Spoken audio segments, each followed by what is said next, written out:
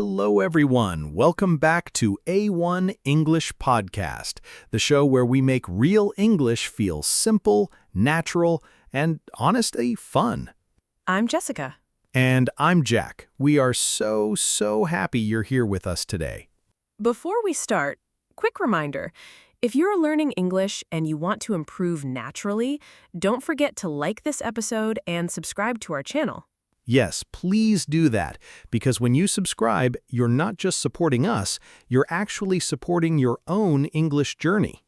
Okay, so today we're talking about something that almost nobody teaches properly, but it changes everything about how you sound in English. Yes, 90% of English learners focus only on grammar and vocabulary, but they forget something huge. We're talking about intonation, how your voice changes meaning.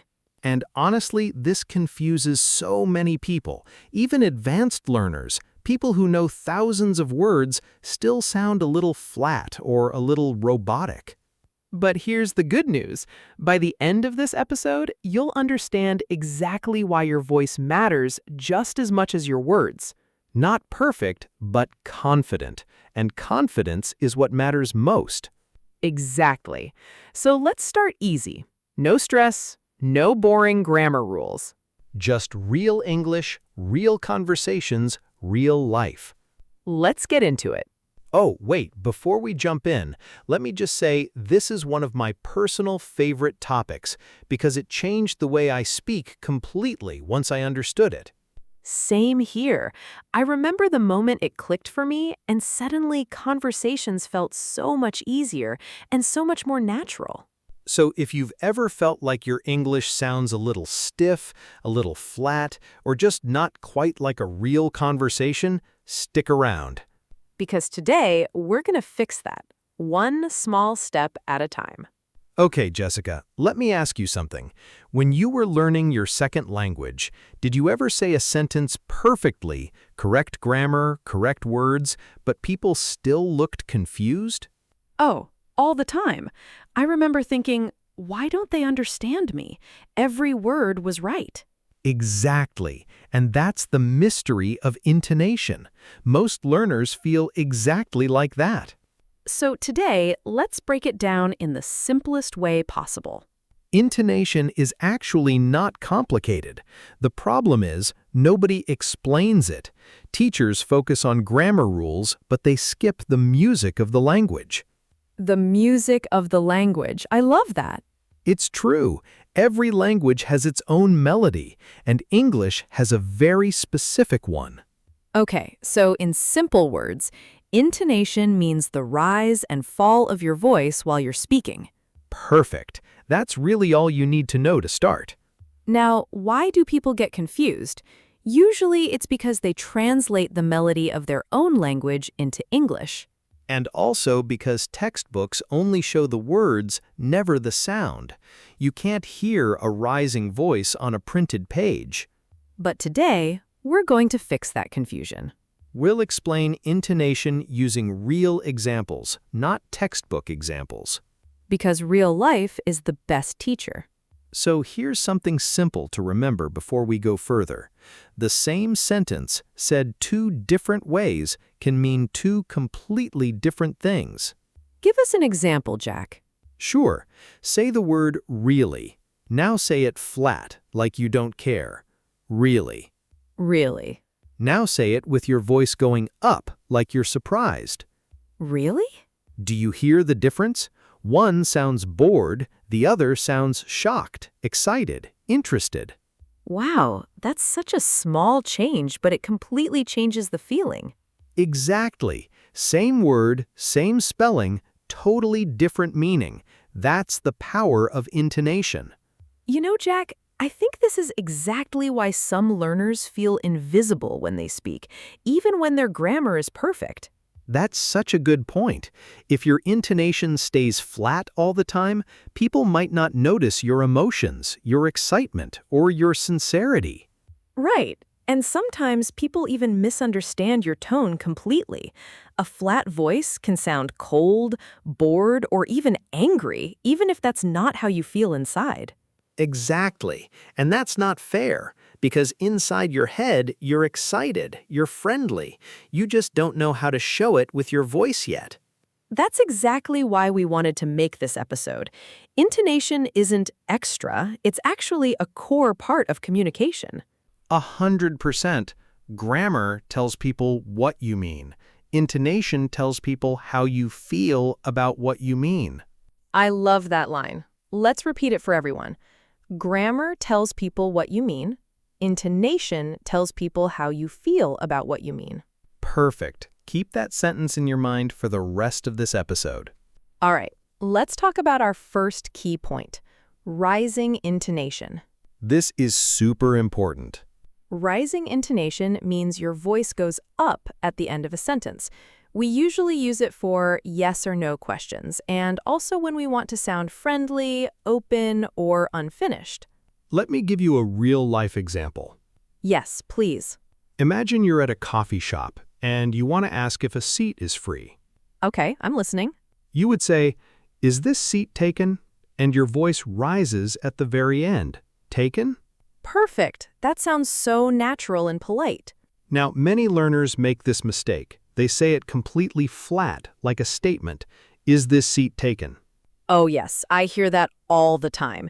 It almost sounds rude or like you're accusing someone.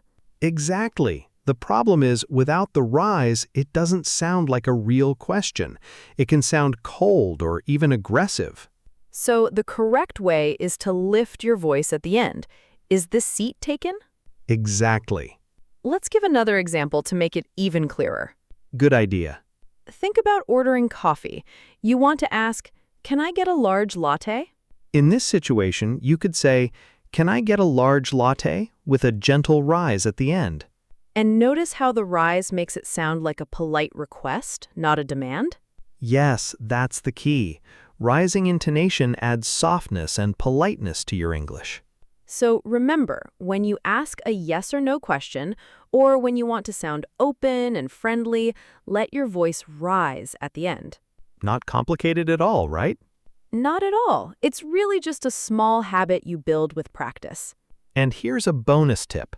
Rising intonation is also used when you're listing things and you're not finished yet.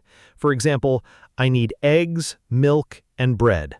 Yes. Notice how eggs and milk rise a little, showing the list is continuing, and bread falls down because it's the last item. That little detail tells the listener, wait, there's more coming until the very last word. That's such a small detail, but it makes such a big difference in how organized and confident you sound. Exactly. And here's another place where rising intonation really shines, when you're checking information or repeating something to confirm it. Give us an example. Imagine your friend tells you their new address, and you want to make sure you heard it right. You could say, "So it's 23 Baker Street?"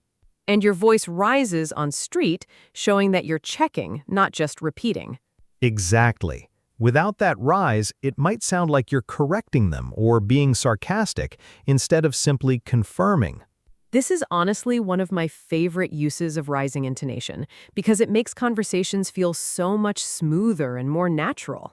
It really does. It shows the other person that you're actively listening and that you care about getting the details right. Okay, now let's move to our second key point, falling intonation. This one is equally important. Falling intonation means your voice goes down at the end of a sentence. We use it for statements, commands, and also for WH questions like what, where, why, and how. Let's make this super practical. Imagine you're finishing a presentation at work. What would you say?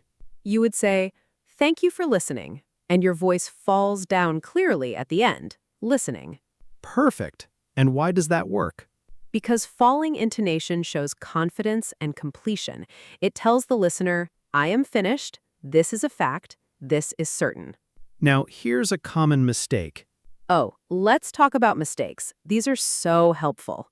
People often keep their voice rising even on statements because they feel unsure. For example, "My name is Jack," like a question.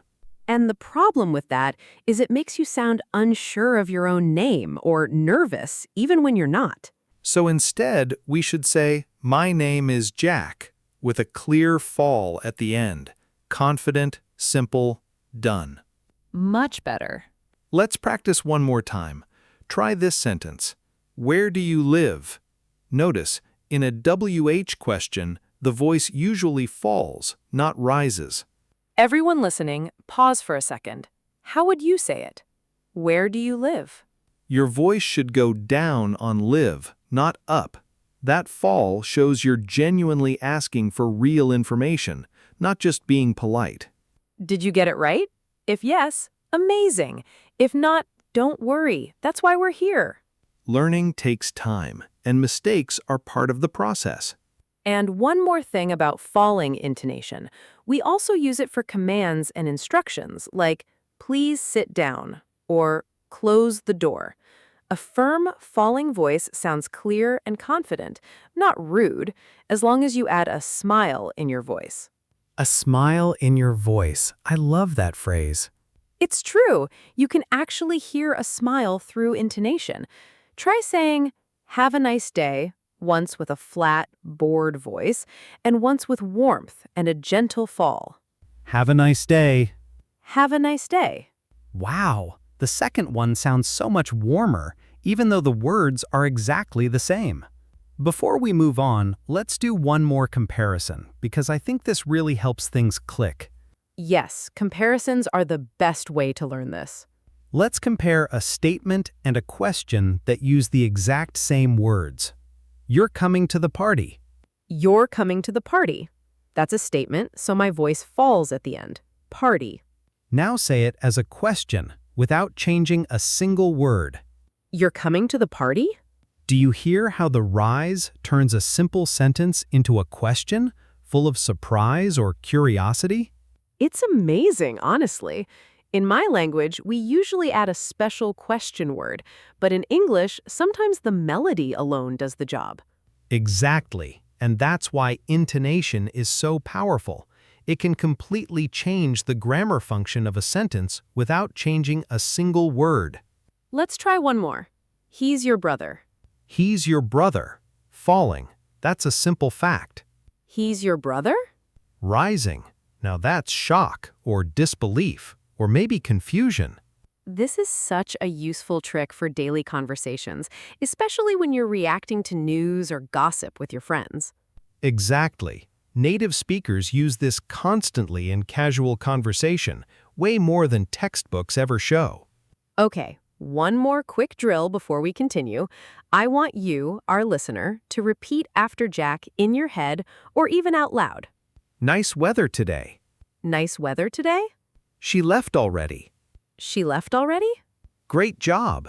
You just practiced switching between statement and question using only your voice. All right, Jack, let's talk about the mistakes people make with intonation. Yes, because mistakes are actually great teachers. Mistake number 1, speaking in a flat, monotone voice on every single sentence. Oh, I hear this all the time. It can make you sound bored, uninterested, or even unfriendly, even if you don't mean it that way. The correct way is to let your voice naturally rise and fall, following the meaning of what you're saying. And why? Because English listeners use intonation to understand emotion, certainty, and intention, not just words. Mistake number 2, using rising intonation on every single sentence, even statements. This one is tricky, especially for learners who want to sound polite all the time. The fix is simple. Save the rising tone for real questions and let statements fall naturally. It actually sounds more confident and more polished. See? Not scary at all. And the last common mistake is putting stress and emphasis on the wrong word in a sentence.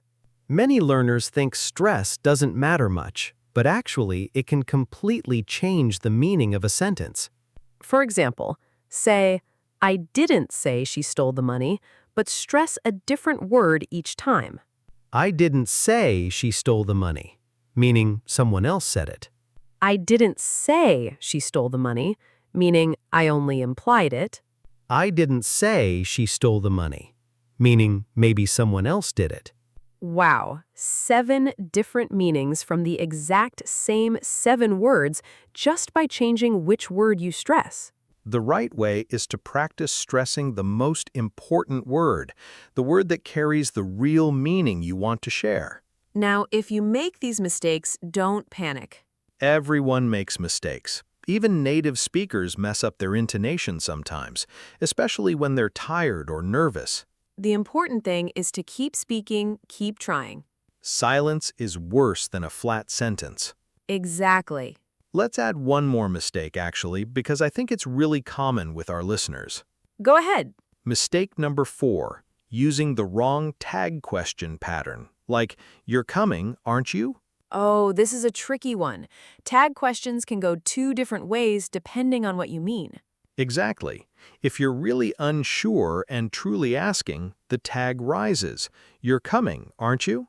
But if you're almost certain and you just want the other person to confirm, the tag falls. You're coming, aren't you? That small difference tells the listener whether you're genuinely curious or just making friendly conversation. So the fix is think about how certain you feel and let your voice match that feeling.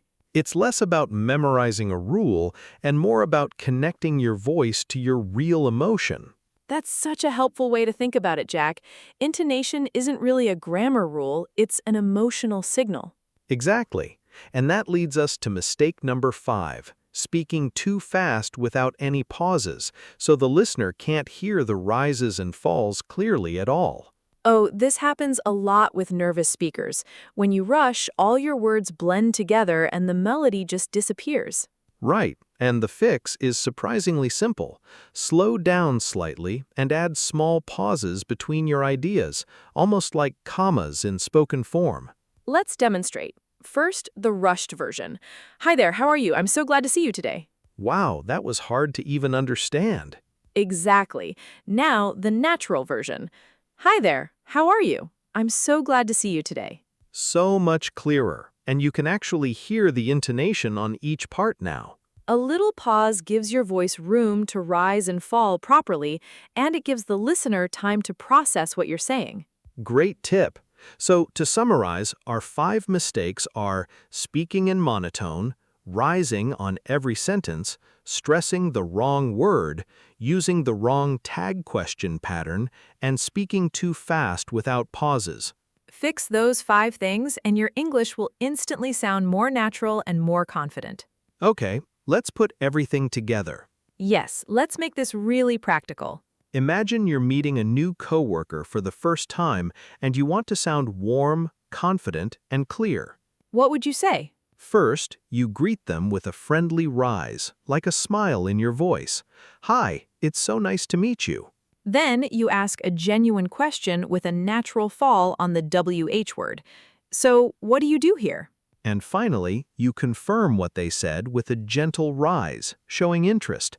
"Oh, you work in marketing?" See how natural that sounds? This is real English, not textbook English. Now, everyone listening, I want you to try something. Pick one sentence from today's episode and say it out loud 3 times. Once flat, once rising, once falling. Notice how different you sound each time, even though the words never change. Say it out loud, even if you're alone at home right now. Practice builds confidence. And if you make a mistake, say it again. That's how learning works. One more quick practice before we finish. Try this short conversation with me, Jessica. Okay, I'm ready. Are you free this weekend? Yes, I am. Do you want to hang out? Sure, how about Saturday? Saturday sounds perfect.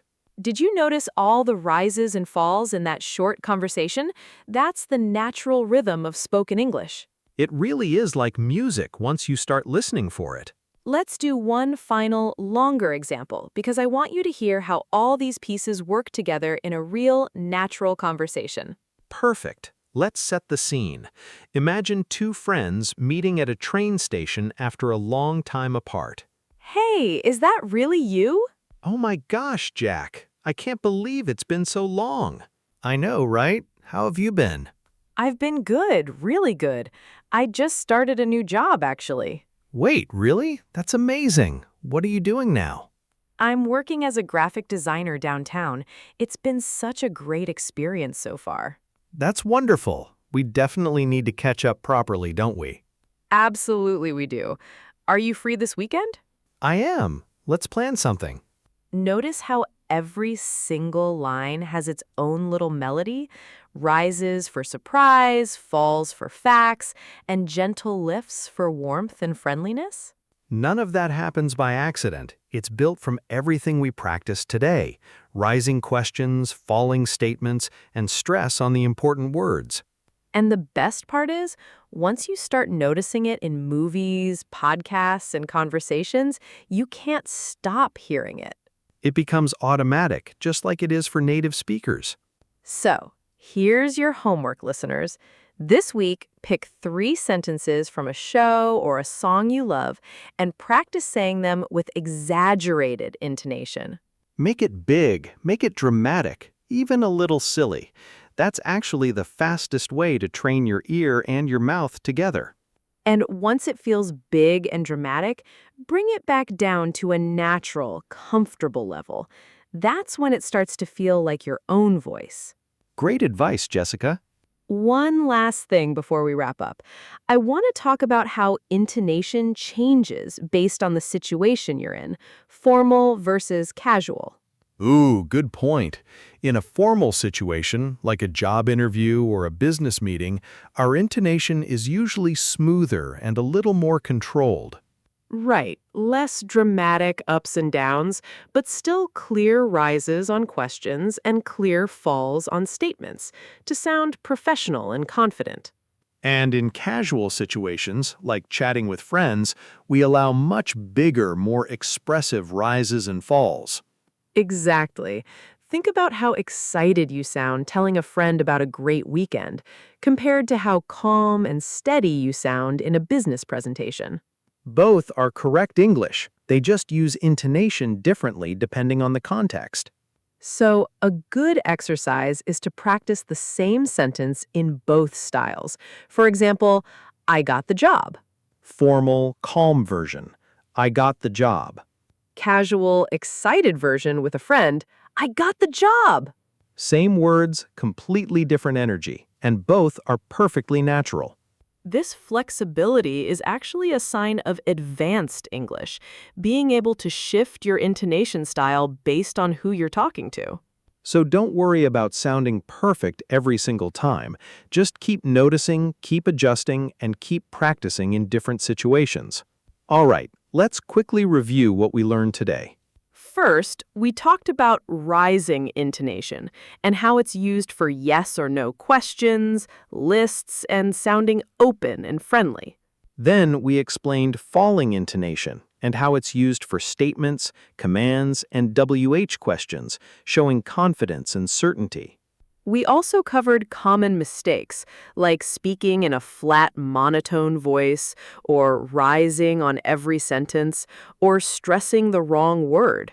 And most importantly, we practiced using intonation in real conversations.